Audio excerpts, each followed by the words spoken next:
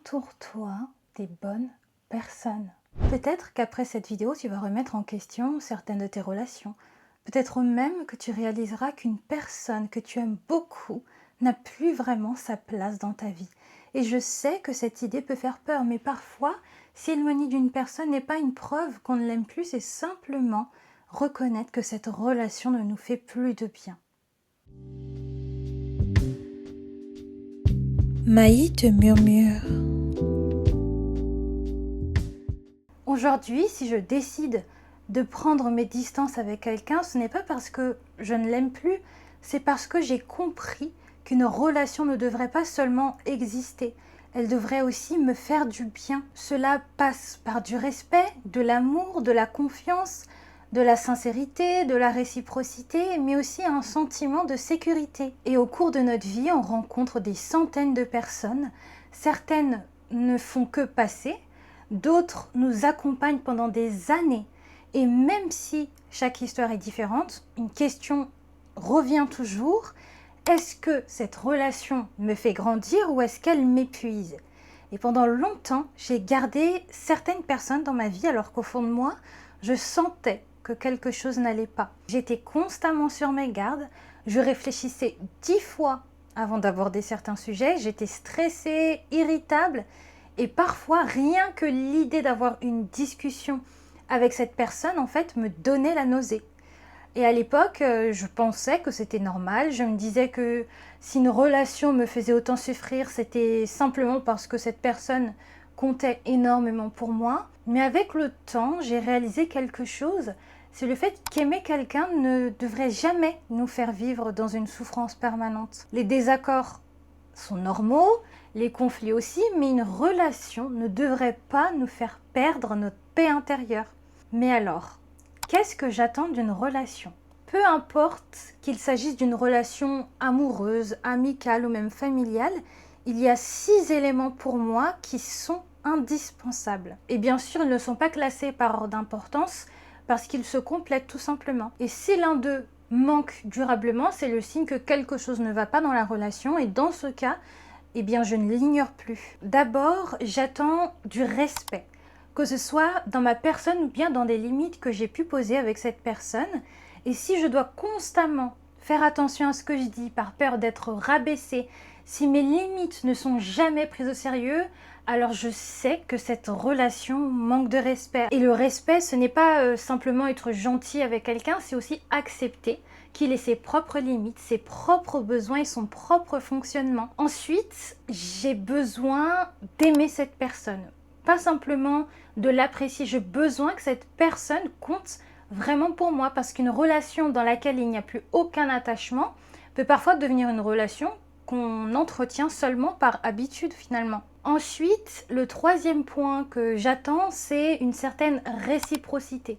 C'est-à-dire que j'ai besoin que la relation aille dans les deux sens, que je puisse compter sur toi autant que tu puisses compter sur moi et que les efforts ne reposent pas toujours sur la même personne, tout simplement. Ensuite, le quatrième point qui est important à mes yeux, c'est la sincérité.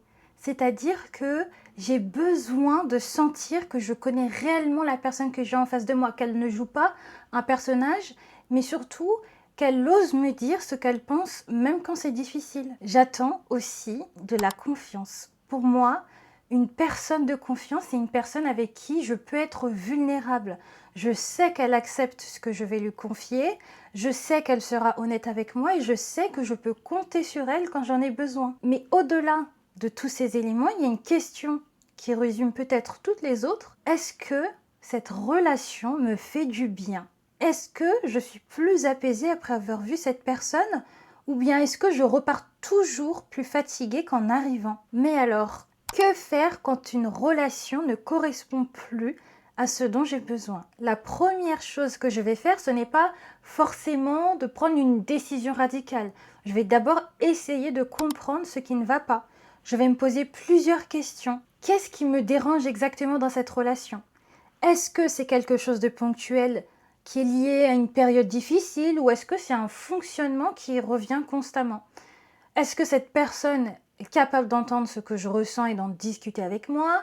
Et surtout, est-ce que moi aussi j'ai une part de responsabilité dans cette situation? Parce qu'il faut aussi être capable de se remettre en question. Parce que parfois une relation peut être difficile non pas uniquement à cause du comportement de l'autre, mais aussi parce que notre propre manière d'agir influence la dynamique entre nous. Par exemple, si je suis constamment sur mes gardes, si je ne demande jamais à l'autre que je lui fais confiance, je ne peux pas non plus attendre qu'elle me donne une confiance totale en retour, parce qu'une relation, elle se construit à deux. Ensuite, je vais me demander, qu'est-ce que je ressens réellement quand je suis avec cette personne? Est-ce que je me sens apaisée? Est-ce que je peux être moi-même? Est-ce que je me sens respectée et en sécurité? Ou au contraire, est-ce que cette relation provoque principalement du stress, de l'inquiétude, de la tristesse, de l'épuisement ou une situation de malaise? J'écoute aussi ce que mon corps essaye de me dire. Et bien sûr, nos émotions ne disent pas toujours la vérité. Elles peuvent parfois être influencées par nos propres peurs ou nos expériences passées. Mais elles sont souvent des signaux importants qui nous indiquent qu'il y a quelque chose que l'on doit prendre le temps de comprendre. Et si, sur le long terme, une relation me fait constamment ressentir de l'angoisse, de la fatigue, de l'irritabilité ou une boule au ventre, alors ce n'est pas quelque chose que je peux simplement ignorer. Parce qu'une relation ne devrait pas être une source permanente de souffrance. Ok, les difficultés, les désaccords et les moments compliqués font partie de toutes les relations, mais ils ne devraient pas devenir un fonctionnement habituel d'une relation. Parce qu'au fond, si on cherche à nous entourer de personnes, ce n'est pas pour souffrir davantage, c'est pour partager, grandir et construire quelque chose de positif. Ensuite, si après réflexion, je réalise que cette relation est saine, qu'elle m'apporte du bien, que je me sens bien dans cette relation, alors je vais continuer à l'entretenir et à la cultiver. Parce qu'une relation qui nous fait du bien est quelque chose qu'il faut protéger.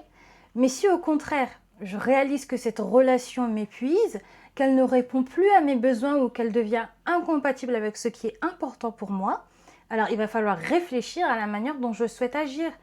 Et la première chose que je peux faire, si c'est possible, c'est d'en parler avec la personne. Une discussion honnête va me permettre de comprendre ce qui se passe, d'exprimer ce que je ressens et de voir si on est tous les deux prêts à faire évoluer certaines choses. Parce que une relation ne peut évoluer que si les deux personnes ont envie d'y contribuer. Mais parfois, la discussion n'est pas possible, parfois la personne n'est pas prête à entendre ce qu'on ressent, parfois les mêmes problèmes reviennent malgré les échanges. Et dans ce cas-là, eh bien, plusieurs choix peuvent exister. Je peux prendre progressivement mes distances avec cette personne en diminuant mon investissement dans la relation. Je peux aussi choisir de mettre une limite plus claire en expliquant ou non les raisons de mon éloignement selon ce qui est plus sain pour moi. Et je peux surtout décider de consacrer davantage de temps et d'énergie aux personnes qui me font réellement du bien. Mais il y a une chose qui est importante à retenir. Toutes ces choses-là que je viens de décrire, eh bien, je les fais avant tout pour moi. Penser pour soi, penser à soi, c'est pas être égoïste, parce qu'on ne peut pas construire une vie entière uniquement autour des besoins des autres en oubliant les siens. Là, on n'est pas en train d'abandonner les autres au moindre problème. On est surtout en train de reconnaître que rester dans une relation qui nous détruit uniquement pour ne pas blesser quelqu'un d'autre revient aussi à se faire du mal à soi-même. On peut aimer quelqu'un et pourtant reconnaître que cette relation, eh bien, elle n'est pas bonne pour nous. Et je sais que c'est beaucoup plus facile à dire qu'à faire. Personnellement, je pense avoir déjà connu ces différentes situations. Je ne les ai pas forcément choisies consciemment au moment où elles se sont produites, mais j'ai surtout agi en fonction de ce que je ressentais et de la personne que j'avais en face de moi. Toutes les relations ne demandent pas la même réponse. Avec certaines personnes, une discussion peut suffire. Avec d'autres, prendre de la distance devient nécessaire. Et donc, une fois que l'on a fait ce choix, il faut continuer à avancer.